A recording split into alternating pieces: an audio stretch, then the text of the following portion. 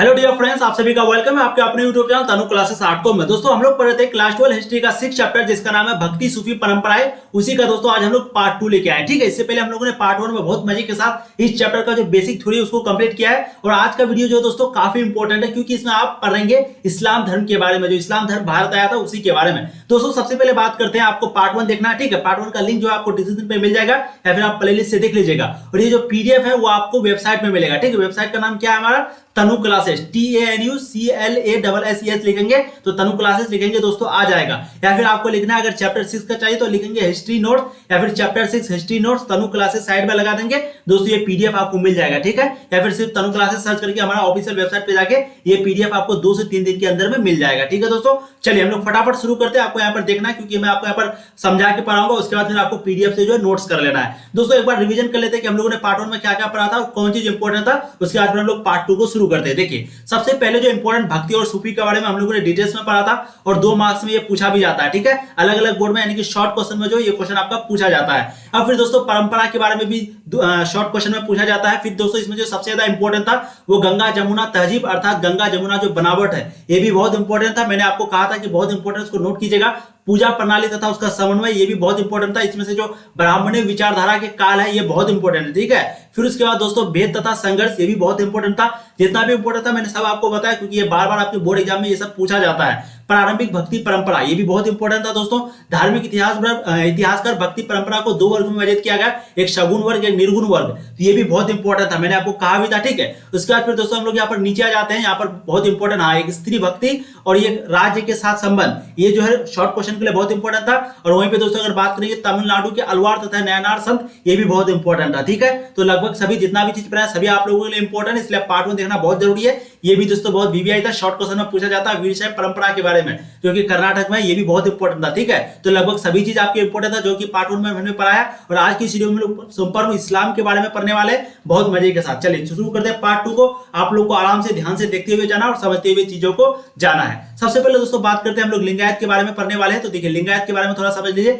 लिंगायत समुदाय का जो मानना था, विश्वास था, वो क्या था कि आदमी जो मरने के बाद है वो लीन हो जाता है, वो समा जाता है, वो पुनर्जन्म नहीं लेता है, वो दोबारा जन्म नहीं लेता है। जैसे कि अगर आप हिंदू धर्म की बात करेंगे तो हिंदू धर्म में एक आदमी टोटल 7 बार जन्म लेता है। ठीक है, 7 बार उसका जन्म होता है। 7 जन्म जिसको बोलते हैं कि शादी करता है तो हम लोग 7 जन्म साथ में रहेंगे, तो 7 बार जन्म लेता है। वहीं पे मुस्लिम की बात करेंगे तो उन लोग सोचता है कि नहीं, एक बार मरने के बाद आदमी दोबारा जीवित नहीं होता है। तो उसी तरीके से एक लिंगायत समुदाय के जो लोग थे वो भी यही मानते थे कि भाई आदमी का दोबारा जन्म नहीं होता है, अर्थात वो समा जाते हैं, पुनर्जन्म पर विश्वास बिल्कुल नहीं करते थे। और ये जो श्राद्ध थे यानी कि लिंगायत समुदाय जो थे वो श्राद्ध संस्कार को भी नहीं मानता था और ब्राह्मणी वगैरह को भी नहीं मानता था। ठीक है, और ये मृत शव को विधि पूर्वक दफना देता था, जैसे कि मुस्लिम लोग उसको दफना देते थे, जो मर जाता था उसको, उसी तरीके से ये लोग भी दफना देते थे। ठीक है, कौन लोग, लिंगायत समुदाय के लोग। अब आगे समझिए, आप ये समझ में आ गया लिंगायत समुदाय किस प्रकार का था, कैसे विरोध करता था। अब आगे देखिए, लिंगायतों ने ब्राह्मणीय व्यवस्था का विरोध किया, जिस कारण ब्राह्मणीय समाज में गौण मतलब क्या होता है, नीचा जाति समझे जाने वाले लिंगायतों के साथ कंधे से कंधे मिलाकर उनके साथ चलने लगा तथा उनका अनुयायी बन गए। अनुयायी मतलब फॉलोवर। क्या होता है ये वर्ड आपका इस चैप्टर में जो बहुत बार आने वाला है। तो अनुयायी का मतलब क्या होता है, फॉलोवर होता है, मतलब फॉलो करने वाला। ठीक है, तो लिंगायत जो है वो ब्राह्मण के साथ उसका विरोध किया और उसी के साथ चलने, मतलब कि समाज में उसी के साथ चलना शुरू कर दिया। ठीक है, कंधे से कंधे मिलाकर उनके साथ चलना शुरू कर दिया और उसका भी अनुयायी बन गया, यानी कि ब्राह्मण को ही फॉलो करने लगा। ठीक है, फिर दूसरा देखिए, धर्मशास्त्रों में वयस्क विवाह, विधवा पुनर्विवाह को अस्वीकार किया गया तथा लेकिन लिंगायतों ने इसे आसानी से स्वीकार कर लिया, अर्थात इन्हें मान्यता दी। अब धर्मशास्त्र में जो वयस्क विवाह हो गया, एक विधवा हो गया, एक पुनर्विवाह हो गया, ये सभी चीजों को अस्वीकार किया गया धर्मशास्त्रों में, लेकिन लिंगायत जो थे वो आसानी से इन सभी चीजों को स्वीकार कर लिया। मतलब बिल्कुल ऑपोजिट चल रहा था वो। ठीक है, अगर वो जिसमें हाँ बोले तो चाहे वो सही हो या गलत हो, हमको नहीं बोलना है। अब देखिए, उत्तरी भारत धार्मिक उफान, ये लिंगायत के बारे में आपको 2 मार्क्स में ही पूछा जाता है, उतना इंपॉर्टेंट नहीं है। ठीक है, शॉर्ट क्वेश्चन में पूछा जाता है। अब देखिए मैं 2 मार्क्स बोलता हूं तो मतलब शॉर्ट क्वेश्चन, बहुत कोई हो सकता है दूसरे बोर्ड में, जैसे बिहार बोर्ड में 2 मार्क्स में पूछा जाता है। अब अगर आप किसी और बोर्ड से है तो शायद वहां हो सकता है 3 मार्क्स में पूछा जाए, तो शॉर्ट क्वेश्चन में। ठीक है, अब बात करते हैं उत्तरी भारत धार्मिक उफान, बहुत इंपॉर्टेंट है, प्लीज आप लोग यहाँ से ध्यान से सुनेंगे। चैप्टर जो है पार्ट 2 आपका शुरुआत हो चुका है। ठीक है, पार्ट 1 को प्लीज मैं सजेस्ट करता हूँ उसको जरूर देखेंगे, लिंक आपको डिस्क्रिप्शन पे या फिर प्लेलिस्ट पे कहीं भी मिल जाएगा, प्लीज देख लेंगे। देखिए उत्तरी भारत धार्मिक, यहां पर ध्यान से देखेंगे आप लोग, उत्तरी भारत धार्मिक उफान।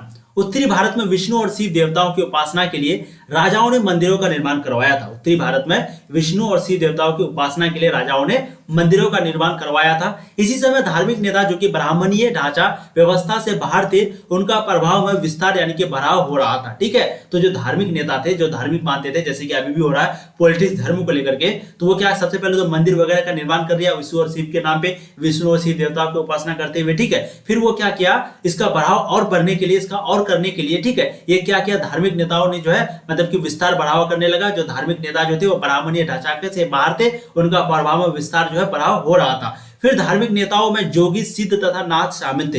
ये तीनों, एक जोगी, एक सिद्ध और नाथ, ये तीनों शामिल थे। कई नए नेताओं ने यानी कि धार्मिक नेता जो थे वे वेदों की सत्ता अर्थात वेद आधारित सत्ता को चुनौती दी और अपना विचार अपना आम जनता के सामने रखा।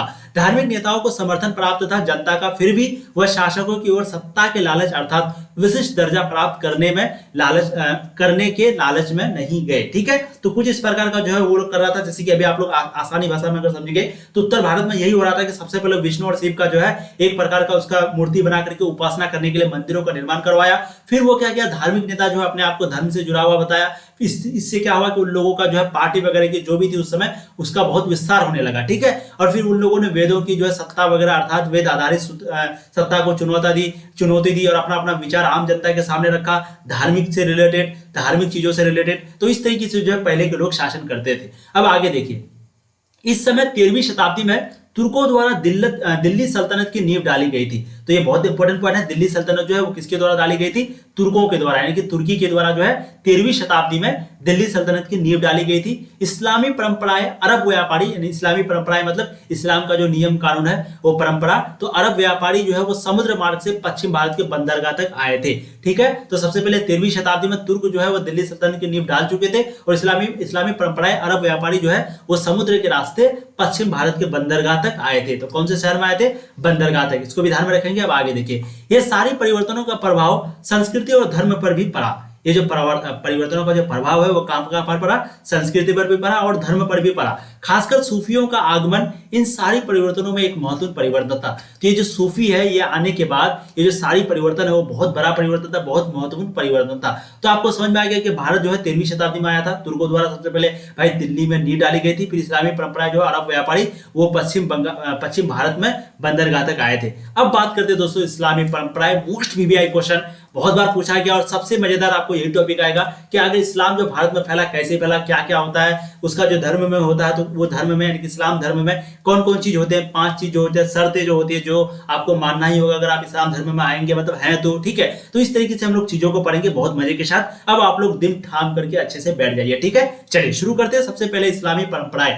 7वीं शताब्दी में इस्लाम का उदय हुआ। कब हुआ था, 7वीं शताब्दी में इस्लाम का उदय हुआ। सबसे पहली बात, शुरुआती में अरब व्यापारी समुद्र के रास्ते से पश्चिम प्रांतों के बंदरगाहों तक आए थे। तो शुरू में जो अरब व्यापारी है वो समुद्र के रास्ते से कहां पर, पश्चिम प्रांतों में यानी कि राज्यों के बंदरगाह तक आए थे। ठीक है, इसी समय मध्य एशिया से लोग देश के उत्तर पश्चिम राज्य में आकर बसे थे और उसी समय मध्य एशिया से लोग जो है वो उत्तर पश्चिम राज्य में आकर के बसे थे और इस्लाम के उद्भव के ये क्षेत्र उस विश्व का हिस्सा बना जिसे इस्लामी दुनिया या फिर इस्लामी विश्व, इस्लामिक वर्ल्ड कहा जाता है। ठीक है, तो ये जो कुछ लोग मध्य एशिया से आकर के उत्तर पश्चिम राज्य में आकर बसे थे तो इस्लाम का जो उद्भव है ये क्षेत्र उस विश्व का हिस्सा बन गया और इसी को इस्लामी दुनिया या फिर इस्लामी विश्व, इस्लामिक वर्ल्ड कहा जाता है। ठीक है, अब आगे देखिए, शासकों, राजाओं तथा शासितों के धार्मिक विश्वास अर्थात धार्मिक दृष्टिकोण। तो शासक जो थे उन लोगों का धार्मिक विश्वास, धार्मिक दृष्टिकोण क्या क्या था, इस चीजों को समझ गए। इस्लामिक परंपराएं आपको समझ में आ गया।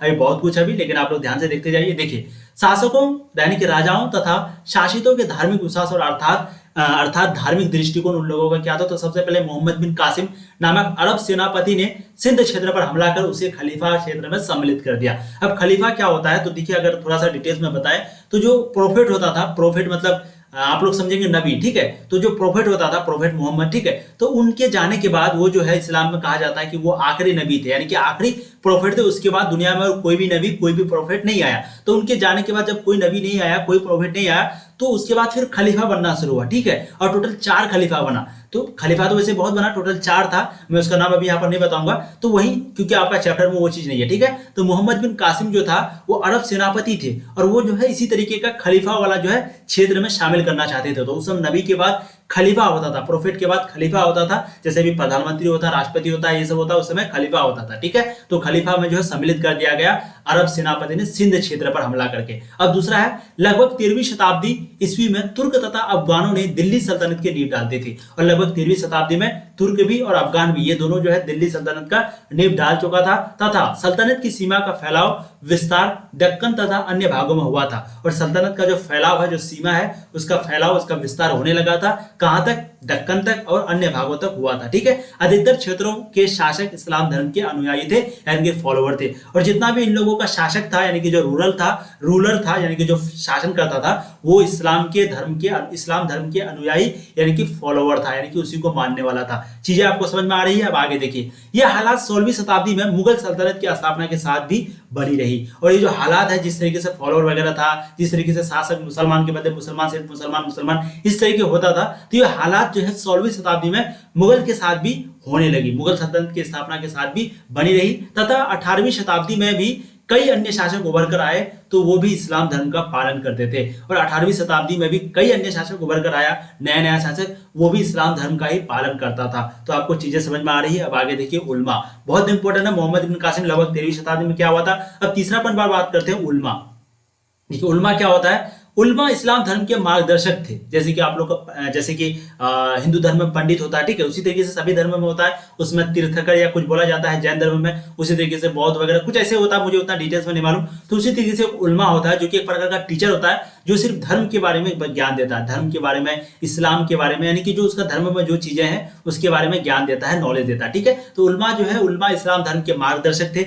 धार्मिक इस्लामिक रूप से मुसलमान इन्हीं उल्मा के आदेश का पालन करते थे, और जो मुसलमान होते हैं, जो, ठीक है, वो सिर्फ उल्मा का ही, इन्हीं लोगों के बातें सुनकर के इन्हीं लोगों का पालन करता है, क्योंकि उल्मा इस्लाम धर्म के ज्ञाता होते हैं, यानी कि जानकार, नॉलेजेबल आदमी होते हैं। कौन? उल्मा। ठीक है, और उल्मा से यह अपेक्षा की जाती थी कि वह शरिया शासन यानी कि शरिया कानून का अमल सुनिश्चित कराए। अब ये शरिया कानून क्या होता है? बहुत इंपॉर्टेंट है, ये शरिया कानून का नाम है। ठीक है, यानी कि एक कानून है जो उसको हम लोग नाम देते हैं शरिया कानून, जो कि अगर आप लोग तालिबान मतलब समझेंगे, तालिबान जो कि अभी अफगानिस्तान पर एक घटना हो रहा है, तो वहां पर तालिबानी क्या चाहते हैं कि शरिया कानून लागू हो। शरिया कानून के अंतर्गत क्या होता है? महिलाओं पर जो है, मतलब कि वो उसको हिजाब वगैरह बोलते हैं, यानी कि वो कंपलसरी हो जाता है, बाहर नहीं घूम सकता, वो एक प्रकार का शरीर वगैरह को नहीं दिखा सकता, वो ढक के रखना पड़ेगा। तो इस तरीके से शरिया कानून का नियम है। बहुत अच्छी बातें भी इसमें, मतलब लगभग सब अच्छी बातें हैं, लेकिन जो आदमी को मानने की बात है, अब क्या क्या नहीं, वो हम लोग डिटेल्स में नहीं जाएंगे।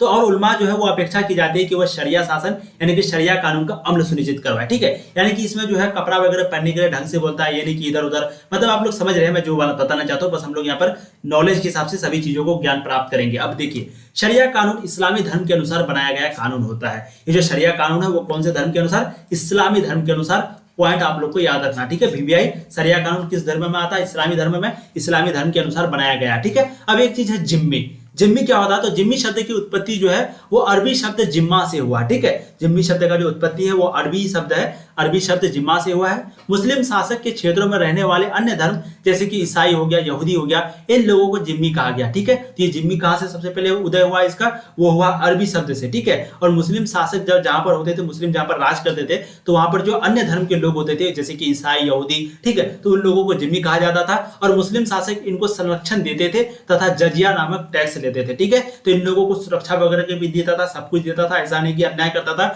लेकिन इन लोगों से टैक्स भी लिया जाता था, यानी कि नामक टैक्स भी वसूलते थे। भारत में इसी अंतर्गत हिंदुओं को भी शामिल कर लिया गया। और जब भारत आए, क्योंकि हिंदू जो है भारत से बाहर बहुत ही कम है, मात्र कुछ ही प्रतिशत है, तो जब वो भारत आए तो उसने यानी कि वो शासक, मुगल शासक जो भी थे, वो जो है इसको यानी कि हिंदुओं पर भी ये नियम लागू कर दिया गया, यानी कि जिम्मी वाला, हिंदुओं को भी जिम्मी बुलाने लगा, ठीक है। और मुगल शासक अपने आप को सिर्फ मुसलमानों का नहीं बल्कि सारे समुदाय का बादशाह मानते थे। और जो मुगल शासक थे वो सिर्फ मुसलमानों का नहीं बल्कि पूरे समुदाय का, जो भी धर्म जहां पर वो शासन करते हैं वहां पर जो भी धर्म रहते हैं वो सभी का पालन करते थे, ठीक है। सभी चीजों को मानते थे, सभी के बारे में भलाई सोचते थे। अब आगे देखिए, बहुत से शासकों, राजाओं ने अन्य धर्म के प्रति श्रद्धा भाव व्यक्त किया और उन्हें अपने होने का एहसास दिलाया। और बहुत से शासक ऐसे हैं, बहुत से राजा ऐसे हैं जो कि अन्य धर्म के प्रति, यानी कि अपना धर्म को छोड़कर दूसरे धर्म में जाकर के एक प्रकार का व्यक्त किया, अपना भाव, दया वगैरह व्यक्त किया और उन्हें अपना होने का जो है एहसास दिलाया, ठीक है।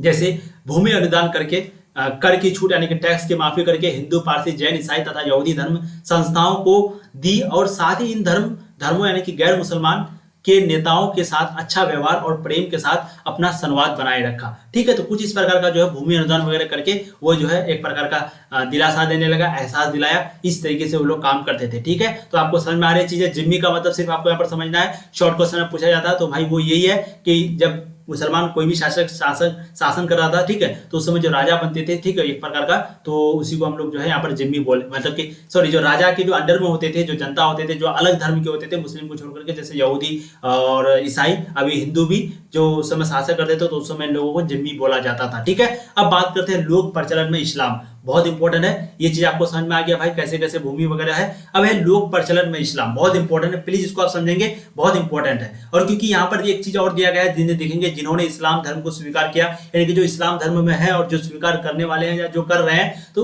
उन लोगों को ये 5 चीजों का ज्ञान होना बहुत जरूरी है। यानी कि ये 5 चीज करना होगा तभी वो बन सकते हैं एक मुसलमान। ठीक है, अब देखिए यहाँ पर पहले लोक प्रचलन में इस्लाम क्या है। इस्लाम धर्म अब अपने वर्ग तक ही सीमित नहीं है, यानी कि इस्लाम धर्म जो है वो अब अपने वर्ग तक ही सीमित नहीं है, बल्कि इसका विस्तार उपमहाद्वीप के दूर दूर के क्षेत्र तक अलग अलग समुदाय, शिल्पी, योद्धाओं, व्यापारियों के बीच हो गया है। ठीक है, तो इस्लामी धर्म जो है वो सिर्फ अपने वर्ग तक ही सम्मिलित नहीं है, वो बहुत दूर दूर क्षेत्र तक जो है समुदाय, शिल्पी, योद्धाओं, व्यापारियों के बीच जो है हो गया है। अब जिन्होंने इस्लाम धर्म को स्वीकार किया है उसे ये 5 चीजों करना पड़ेगा। सबसे पहले मानना पड़ेगा उसको कि अल्लाह जो है, यानी कि ईश्वर जो है वो एक ही ईश्वर है, यानी कि अल्लाह जो है वो एकमात्र ईश्वर है। ये मतलब मुसलमान में यानी कि इस्लाम धर्म में ये लिखा हुआ है। और पैगंबर मोहम्मद उनके दूत है, ये दूत लिखा हुआ है, ये कुछ नहीं है, दूत मतलब रसूल है। ठीक है, जो मुसलमान में उसको समझ में आ रहा होगा, रसूल यानी कि एक प्रकार का नबी भी बोल सकते हैं। तो अल्लाह जो है एकमात्र ईश्वर है और पैगंबर मोहम्मद जो है उनके रसूल है, उनके दूत है। ये चीज आपको समझ में आ रही है। अब अगर आप दूसरा पॉइंट यहाँ पर देखेंगे तो दिन में 5 बार नमाज पढ़नी चाहिए,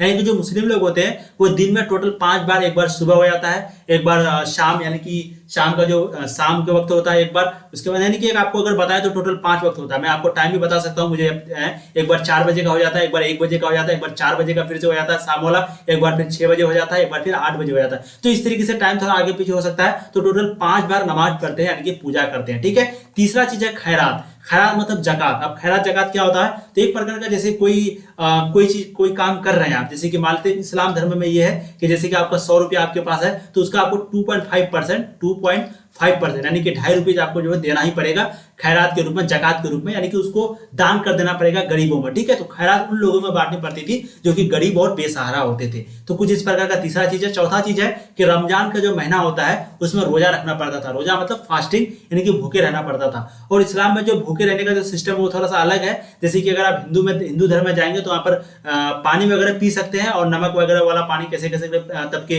फल फ्लावर वगैरह खा सकते हैं इस तरीके से, लेकिन आप भिजा हुआ सामान, सब्जी वगैरह कुछ नहीं खा सकते। लेकिन इस्लाम धर्म में कि आप एक भी चीज नहीं खा सकते हैं, पी भी नहीं सकते, कुछ भी नहीं। ठीक है, तो इस तरीके का फास्टिंग होता था। वहीं पे इस्लाम धर्म में जो है एक दिन का फास्टिंग होता है, जैसे कि सुबह अगर अजान दिया, सवेरे का जो अजान होता है उसके बाद से लास्ट वाला जो नमाज होती है मगरिब जिसको हम लोग बोलते हैं। ठीक है, और वहीं पे अगर हिंदू धर्म में बात करेंगे तो बहुत ज्यादा होता है उसमें, मतलब उसमें कभी कभी 2 दिन का 3 दिन तक का भूखे रहता है, लेकिन उसमें पानी वगैरह पीता है, नींबू वाला पानी हो गया, फल फलार हो गया, वो लोग खाता है। ठीक है, और 5वां है हज और उम्रा के लिए मक्का जाना। मक्का जो है सऊदी अरब में है और हज भी एक प्रकार का पूजा है। ठीक है, जैसे कि अगर आपको बताएं कैसे समझाएं, देखिए सिंपल सा बात है कि पूजा करने के लिए जैसे मंदिर में जाते हैं तो उसी तरह ये लोग जो है हज करने के लिए वो आप मक्का मदीना वगैरह जाते हैं। ठीक है, मक्का जो कि सऊदी अरब में स्थित है। तो ये 5 चीज करना पड़ता है। मैं आपको एक एक चीज डिटेल्स में बता रहा हूँ, पढ़ करके पूरा चीज, मुझे लगता है आपको समझ में आ रही है कि वैसे इतना चीज आपका चैप्टर में नहीं है, बट बता दे रहे हैं ताकि जानकारी रखनी चाहिए। देखिए जानकारी किसी भी धर्म का रखेंगे इससे कोई दिक्कत नहीं, आपको और भी मजा आएगा।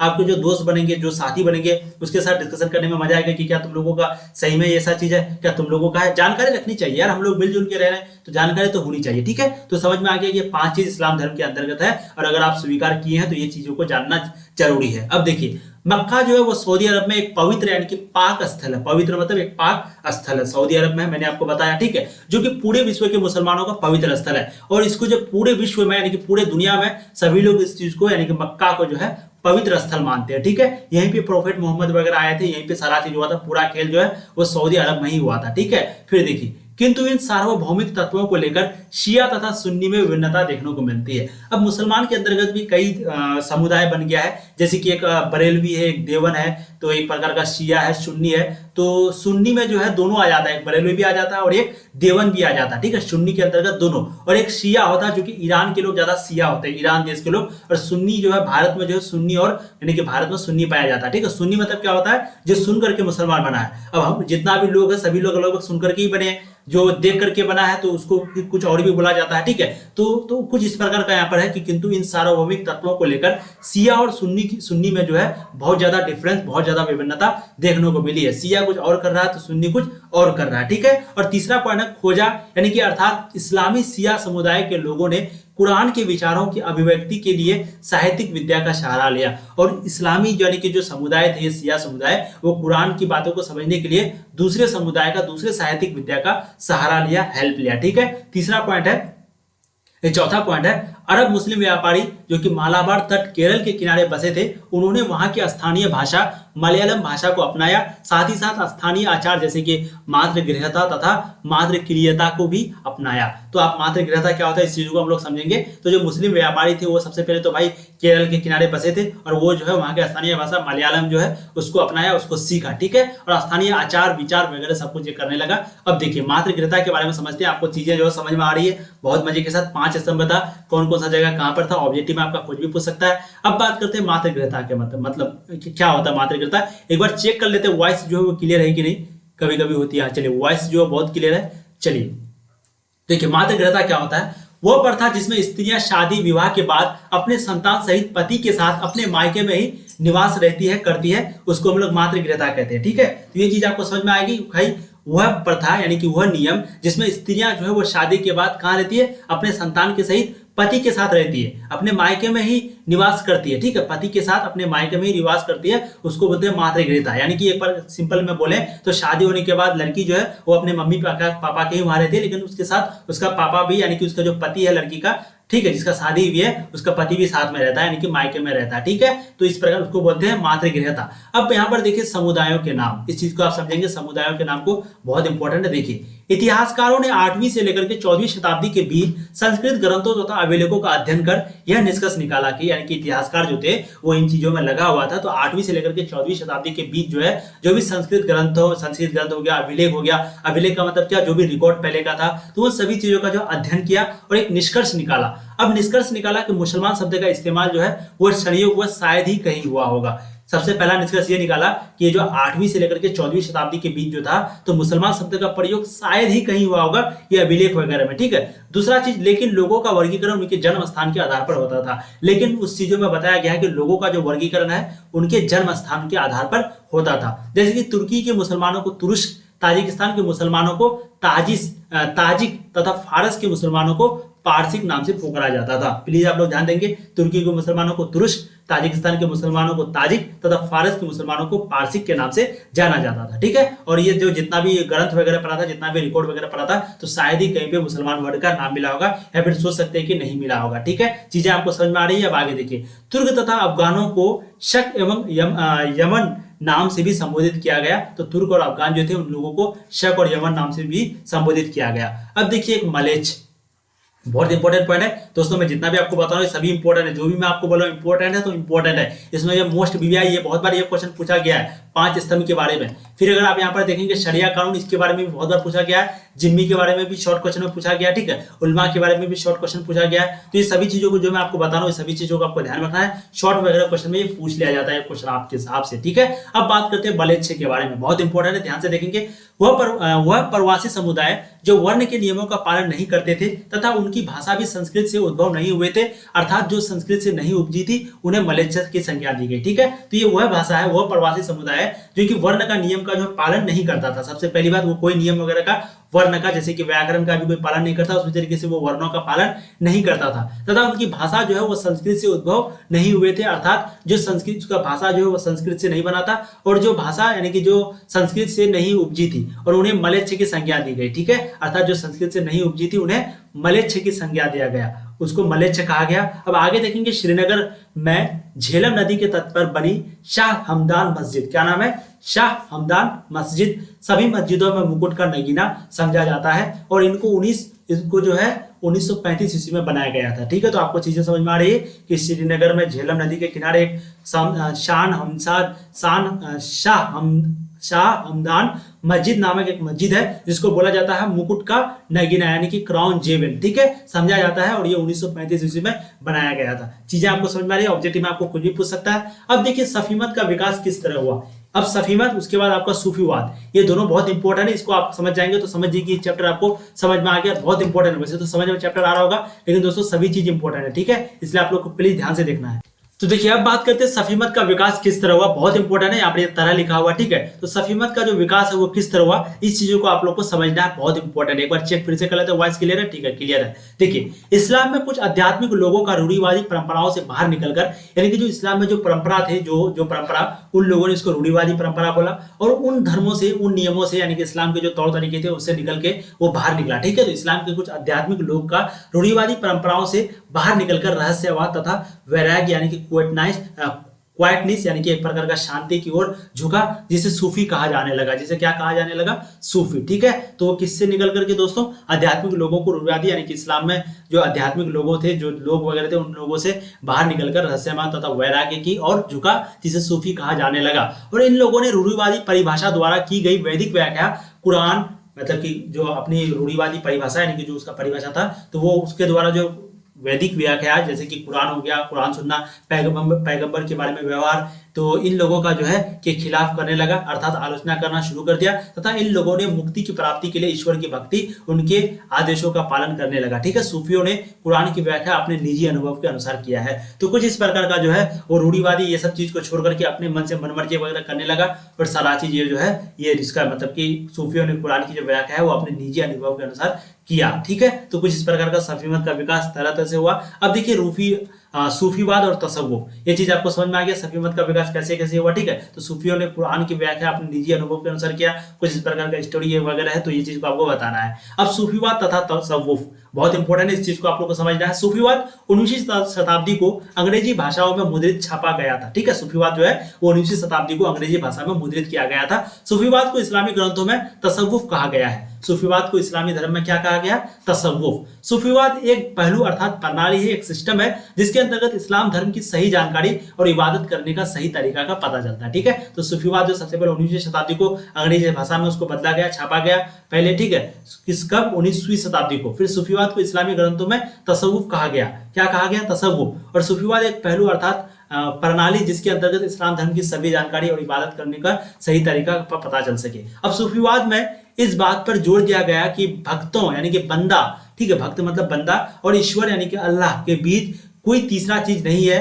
भक्त और ईश्वर के माध्य सीधा संबंध। ये किसका कहना था, ये सूफीवाद जो है इस बात पर जोर दिया, इस बात को माना कि भक्त और ईश्वर वगैरह जो है इसके बीच का कोई तीसरा चीज नहीं होता, भक्त और ईश्वर के मध्य सीधा संबंध होता है, ठीक है। अब आगे देखिए खानका और सिलसिला बहुत इंपॉर्टेंट है, इस चीज को आपको समझना। फिर हम लोग ये चैप्टर को जो है यहीं पे छोड़ देंगे, फिर नेक्स्ट वीडियो जो है आपका पार्ट 3 आएगा, ठीक है। और प्लीज मैं फिर से बता रहा हूँ, ये पीडीएफ जो है आपको मिल जाएगा वेबसाइट पे। वेबसाइट का नाम है आपका क्या, तनु क्लासेस सर्च करना है, या फिर आपको तनु क्लासेस सर्च करेंगे, उसका ये चैप्टर का नाम दे देंगे, या फिर ये चैप्टर का नाम देकर के साइकोलॉजी क्लास 12 चैप्टर 3 में, ये मतलब साइकोलॉजी नहीं, ये तो वैसे हिस्ट्री है, तो लिखेंगे history class 12 chapter 7 notes, last में लिख देंगे तनु क्लासेस, तो आ जाएगा आपका, ठीक है। चलिए अब हम लोग बात करते हैं, ये सिलसिला बहुत इंपॉर्टेंट है, खानका और सिलसिला। इस चीज को आपको समझ जाएंगे तो 5 नंबर का जो आपका यहाँ पर कंफर्म हो जाएगा अगर ये क्वेश्चन पूछ लेता है तो, ठीक है। देखिए खानका और सिलसिला 11वीं शताब्दी के शुरू में सूफीवाद एक आंदोलन का रूप धारण कर लिया था, ठीक है। 11वीं शताब्दी के रूप में जो सूफीवाद है वो एक आंदोलन का रूप धारण कर लिया था, जिसका सूफी तथा कुरान से जुड़ाव उसका एक अपना साहित्य था।